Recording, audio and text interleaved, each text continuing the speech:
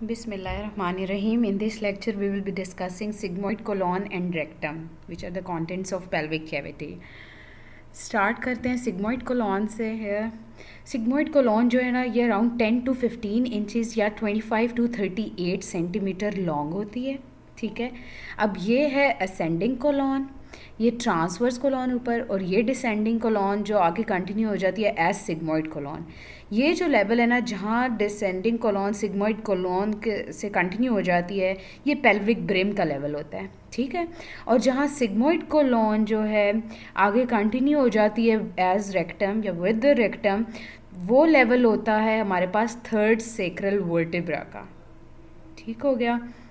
Sigmoid colon जो है, ये जो ग्रीनिश मेंशन्ड है, ठीक है, ये मोबाइल होती है, पेल्विक कैविटी में हैंग करती है in the form of a loop. ठीक है, इसकी जो पोस्टीरियर सरफेस होती है ना, ये अटैच होती है to the posterior pelvic wall by fan shaped sigmoid mesocolon. अब जो सिग्मोइड कोलॉन है ना, इसके रिलेशंस हम देख लेते हैं यहाँ पे। एंटीरियरली ये मेल साइड पे देखते हैं। ठीक है, सिग्मोइड ये हमारी एंटीरियर एब्डोमिनल वॉल है। ठीक है, ये पोस्टीरियर साइड हो गई। अब ये जो ब्लूइश ये सिग्मोइड कोलॉन है, इसके एंटीरियर रिलेशंस में मेल के केस में ये देखें, ये आ गया आपके पास ब्लैडर। ठीक है, और फीमेल के केस में यहाँ पे ये देखें, ये यूट्रस है, पोस्टीरियर सरफेस ऑफ यूट्रस है। ठीक है, ये हम इंटीरियर रिलेशन पढ़ रहे हैं कि मेल्स के केस में ब्लैडर है और फीमेल्स के केस में पोस्टीरियर सरफेस ऑफ यूट्रस हो गई। अच्छा, अब जो पोस्टीरियर रिलेशन है दोनों के केस में क्या है, रेक्टम है, ठीक है, सेक्रम है। ओके, अच्छा, जो सिग्मोइड कोलॉन है ना, ये दोनों केसेस में रिलेटेड होती है to the coils of ileum as well, जो कि आपके रेक्टोवेजाइकल पाउच में पड़े होते हैं। रेक्टोवेजाइकल पाउच क्या है, रेक्टम, ठीक है, ये रेक्टम है और ये ब्लैडर है ना, वेजाइकल उसके लिए हम यूज़ करते हैं। तो दोनों के बीच में रेक्टोवेजाइकल पाउच होता है जिसमें कॉइल्स ऑफ आइलियम पड़े होते हैं। ठीक हो गया। अच्छा, अब जो सिग्मोइड कोलॉन है ना, इसकी ब्लड सप्लाई जो है उस सब के लिए आपने इन्फीरियर मेसेंटेरिक आर्टरी याद रखनी है। एक तो सिग्मोइड कोलॉन और अपर पार्ट ऑफ रेक्टम के लिए, ठीक है, अपर थर्ड ऑफ रेक्टम के लिए इन्फीरियर मेसेंटेरिक आर्टरी होती है, फिर इन्फीरियर मेसेंटेरिक वेन होती है, इन्फीरियर मेसेंटेरिक लिम्फ नोड्स होते हैं, और इसकी जो ब्लड सप्लाई है, नर्व सप्लाई है, उसमें इन्फीरियर हाइपोगैस्ट्रिक प्लेक्सस होता है। तो इस केस में हमने याद रखनी है inferior mesenteric arteries, veins, lymph nodes and inferior hypogastric plexus. Okay, now coming to rectum. Rectum को अब देखते हैं। रेक्टम जो है ना, it is around 5 inches long या 13 सेंटीमीटर लॉन्ग होती है। ठीक है, ये देखें, ये आ गई हमारी रेक्टम। और ये क्या हमने पहले ही पढ़ा था कि थर्ड सेक्रल वर्टिब्रा के लेवल पे ये कंटिन्यू हो जाती है sigmoid colon with the rectum. अब ये क्या करती है, डाउनवर्ड पास करती है, ये जो सेक्रम और कॉक्सिस है ना, इनका कर्व को फॉलो करती है, और इन फ्रंट ऑफ ये देखिए टिप ऑफ कॉक्सिस जो है ना, ये कंटिन्यू हो जाती है नीचे with the anal canal, pelvic diaphragm को यहाँ इस लेवल पे ये पियर्स करती है। ठीक है, और एज एनल केनाल ये कंटिन्यू कर जाती है। ठीक हो गया। रेक्टम जो है ना, ये स्लाइटली लेफ्ट की साइड पे डेविएट करती है, लेकिन फिर एकदम से ट्विस्ट करके ना आगे मीडियन प्लेन में अपनी आ जाती है।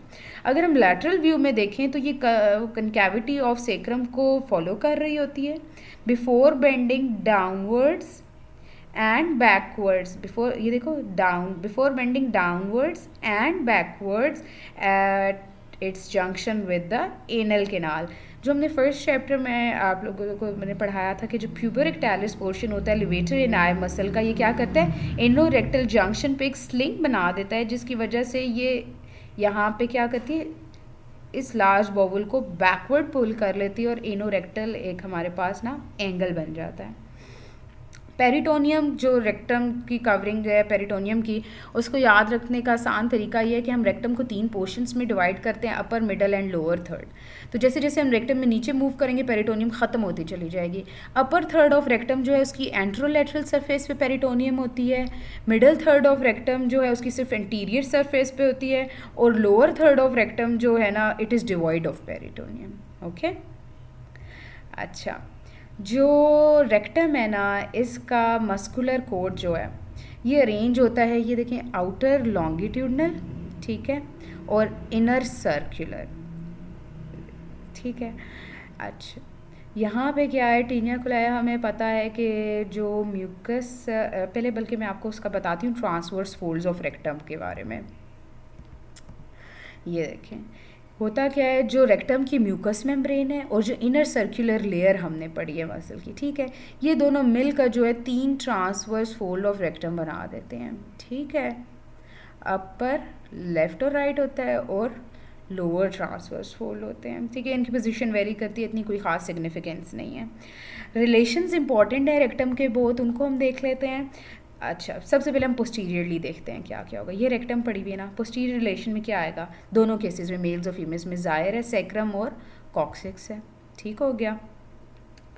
और साथ ही फर्स्ट चैप्टर को रिकॉल करें, उसकी पेल्विक डायफ्राम की पिक्चर को इमेजिन करें कि पिरिफॉर्मिस होता था, कॉक्सीजियस होते थे, लिवेटर एंड आई सारे मसल्स होते थे, sacral plexus and sympathetic trunk होता था हमारे पास। लुक एट दिस, ठीक है। क्या आ गया पोस्टीरियर रिलेशन में, सैक्रम एंड कॉक्सिस आ गई, ठीक है। Piriformis, coccygeus, levator and ani muscles, ठीक है, और आपकी sympathetic trunks and sacral plexus, okay. अच्छा, इंटीरियर रिलेशन देखें आगे की तरफ क्या क्या पड़ा हुआ है हमारे पास। मेल्स के केस में अब हम जो अपर 2/3 है ना रेक्टम की, ये रिलेटेड होती है टू द, ये देखो sigmoid colon, okay, coils of ileum जो कि आपके रेक्टोवेसाइकल पाउच में पड़े हुए हैं, ठीक हो गया। फीमेल्स के केस में जो अपर 2/3 ऑफ रेक्टम है वो इसी तरह रिलेटेड है टू सिग्मोइड कोलोन, ठीक है, और कॉइल्स ऑफ आइलियम। ये किसको ऑक्यूपाई कर रहे हैं, रेक्टो यूटेराइन पाउच को ऑक्यूपाई कर रहे हैं, जिसको हम पाउच ऑफ डगलस भी कहते हैं। रेक्टो यूटेराइन पाउच कैसे है, ये हो गई रेक्टम, ये हो गया यूट्रस, इन दोनों के दरमियान जो पाउच बन रहा है ये हो गया हमारा रेक्टो यूटेराइन पाउच, ठीक हो गया। तो मेल्स और फीमेल्स दोनों के केस में sigmoid colon and coils of ileum जो हैं वो प्रेजेंट है इंटीरियर रिलेशन में, लेकिन डिफरेंस आपने याद रखना है कि मेल्स के केस में कॉइल्स ऑफ आइलियम कहाँ प्रेजेंट है, रेक्टोवेसाइकल पाउच में, फीमेल्स के केस में कहाँ है, रेक्टो यूटेराइन पाउच में, ठीक हो, क्योंकि ये तो अपर 2/3 ऑफ रेक्टम की बात होगी। जो लोअर 1/3 ऑफ रेक्टम है ना, it is related to males के केस में पोस्टीरियर सरफेस ऑफ ब्लैडर, ठीक हो गया। फिर आगे seminal vesicles vas deferens, okay, and prostate, ये मेल्स के केस में ये रिलेशन याद रखें। ये अगर एक पिक्चर आपको की मेमोरी में इम्प्रिंट हो गई तो आपको इससे सिग्मोइड कोलोन रेक्टम के सारे रिलेशंस याद रहेंगे, ठीक है। और फीमेल्स के केस में लोअर 1/3 ऑफ रेक्टम किससे रिलेटेड है इंटीरियरली, वेजाइना से, ठीक हो गया, ओके। अब हम चलते हैं ब्लड सप्लाई पे। रेक्टम जो है ना, इसके लिए आपने ये 3 याद रखनी है, superior rectal artery, middle and inferior rectal artery. जैसे मैंने आपको कहा था sigmoid and upper 1/3 of rectum के लिए आपने याद रखनी इंफीरियर मेसेंटेरिक आर्टरी, ठीक है। तो जो सुपीरियर रेक्टल आर्टरी है ना, ये डायरेक्ट कंटिन्यूएशन होती है इंफीरियर मेसेंटेरिक आर्टरी की, ठीक है। ये superior rectal artery direct continuation होती है इंफीरियर मेसेंटेरिक आर्टरी की। आगे आके ये राइट और लेफ्ट ब्रांचेस में डिवाइड कर जाती है जो आपस में भी एनास्टोमोस करते हैं, और फिर मिडल रेक्टल और इंफीरियर रेक्टल आर्टरी के साथ भी एनास्टोमोस करते हैं, ठीक है।